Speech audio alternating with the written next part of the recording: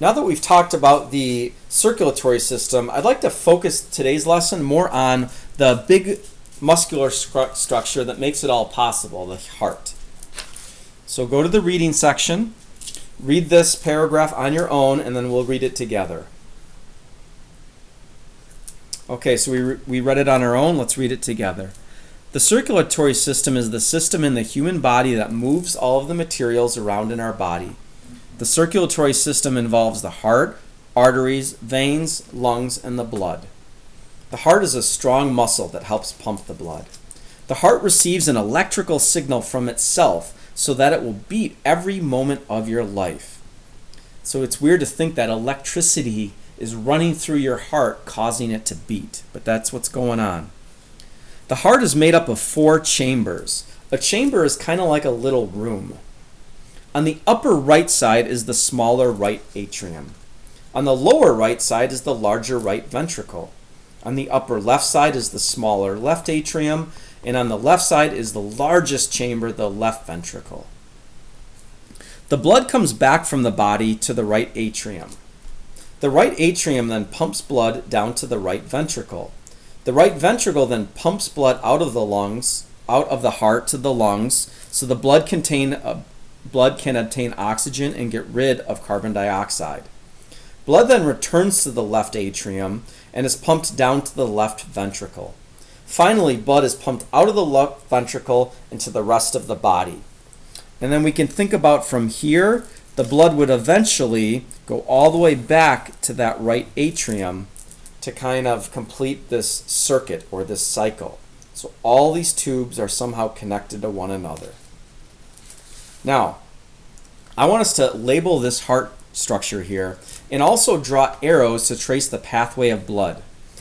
Now on this picture, I know it's on the left side of the picture, but you have to imagine like this was on your chest. So if you take this piece of paper for a second and put it on your chest, you'll notice that this is actually on the right side of your body. So right here, this is the right atrium, the upper chamber on the right side. The right atrium is going to get blood from the body, from the upper body and from the lower body. These huge veins here are called the vena cava.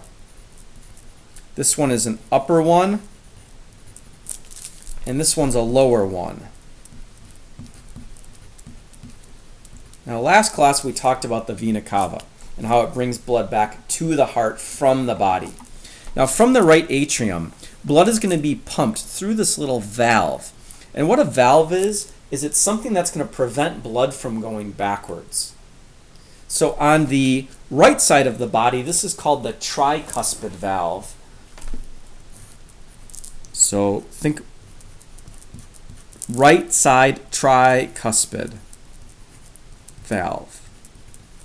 And blood is going to be pumped down into the lower chamber on the right side here. This is the right ventricle.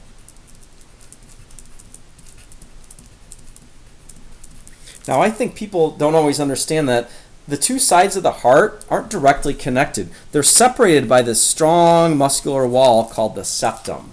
We're not going to label that though.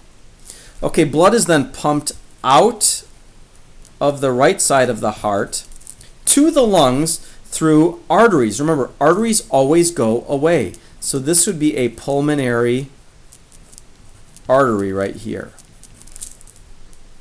And also over there. Okay, now the blood is being pumped to the lungs. The lungs are going to pick up oxygen that we're breathing in, and they're going to get rid of carbon dioxide waste that's accumulating in our body. Blood is then going to come back to the heart. Remember, whenever we go back, it's through veins. Now, this is coming from the left lung, and it's weird to see, but it's actually over here. It's coming back to this structure right here, which is the left atrium. And these tubes right here are the pulmonary veins. So blood comes back to the left atrium through the pulmonary veins from the lungs. The pulmonary veins are going to go to the left atrium, and the left atrium is going to pump blood through another valve. Now try and remember, what do valves do again? They prevent blood from going backwards. This valve on the left side of the heart, instead of the tricuspid, it's called the mitral or the bicuspid valve. So now we get to the largest, strongest chamber in the human heart. This is the left ventricle.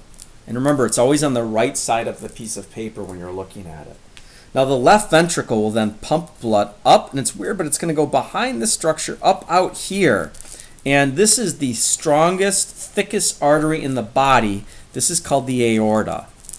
The aorta will then branch off to supply blood to our upper body, like our brain, all the way down to your fingertips. And then it will come and branch all the way down your torso, which is your chest, to supply your kidneys, your liver, all the way down to your toes with blood. And then when all those cells have received their blood, they're going to come back to the heart through veins, and then back to the right atrium through the lower and upper vena cava.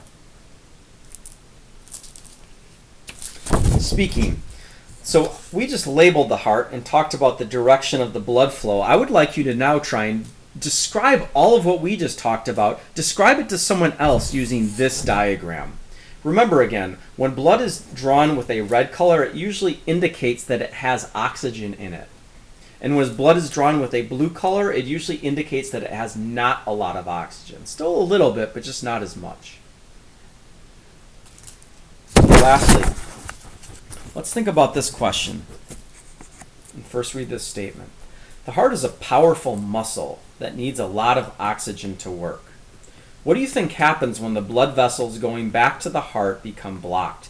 So since the heart is a muscle, the heart actually has tiny little arteries that branch off the aorta and go right back to itself to give this heart all this oxygen. So what do you think happens when these blood vessels become blocked? Usually because of genetics and a poor diet. So let's try and write a couple sentences about that, and then we'll move on to a heart activity, and then we'll revisit our circulatory system cards.